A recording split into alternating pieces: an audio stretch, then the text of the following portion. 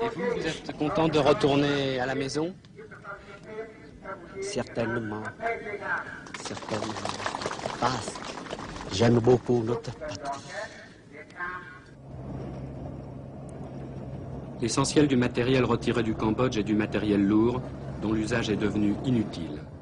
Ni les chars, ni les canons de 130 ne sont utilisables contre les derniers maquisards.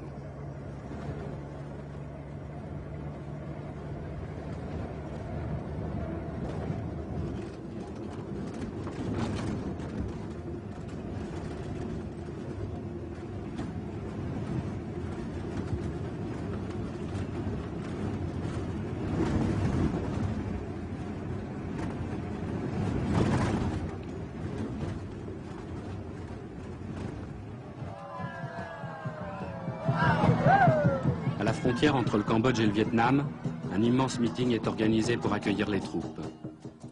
La presse internationale est amenée par hélicoptère pour y assister.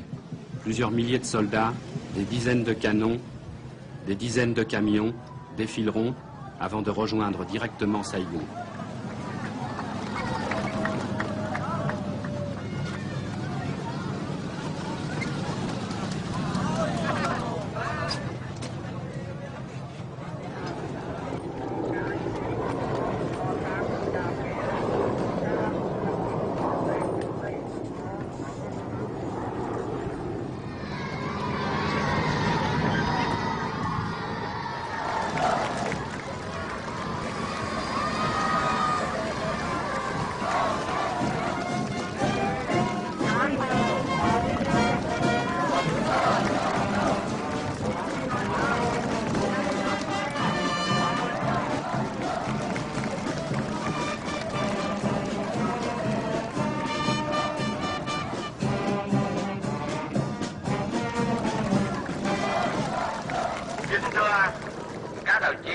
đại biểu, đại diện tỉnh ủy, ủy ban nhân dân và mặt trận tổ quốc Việt Nam, các tỉnh Đồng Nai, Sông Bé, Long An. Parti de Phnom Penh, nous voulions vérifier l'arrivée du matériel lourd à Saigon. Exceptionnellement, il a été possible de filmer dans le port militaire le débarquement des tanks que nous avions vu embarquer 3 jours plus tôt.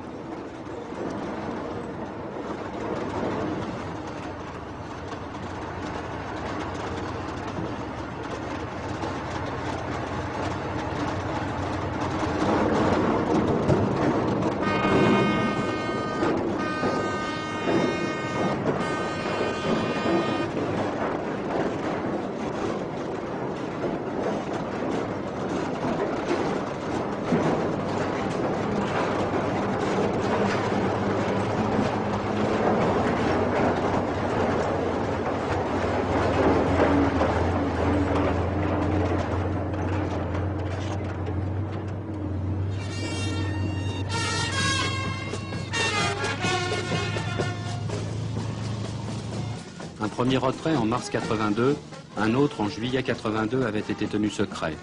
Et si aujourd'hui l'opération est faite au grand jour, c'est parce que le Vietnam tient à en tirer profit. Un profit intérieur pour rassurer la jeunesse de Saigon, peu enthousiaste pour aller se battre dans un autre pays. Mais surtout un profit international, pour démontrer que le dialogue peut maintenant être engagé malgré l'opposition de la Chine et des États-Unis. Le message semble avoir été entendu et une longue marche vers la discussion et la paix semble pouvoir commencer. Une longue marche pour que les 120 000 soldats vietnamiens encore au Cambodge rentrent chez eux, pour que les Cambodgiens soient définitivement débarrassés du cauchemar Khmer Rouge et rétablissent leur indépendance, pour que les 3 pays d'Indochine rétablissent des bonnes relations avec les autres pays d'Asie du Sud-Est, avec les pays occidentaux et les États-Unis, et pour que cesse le conflit entre la Chine et le Vietnam. Une longue marche.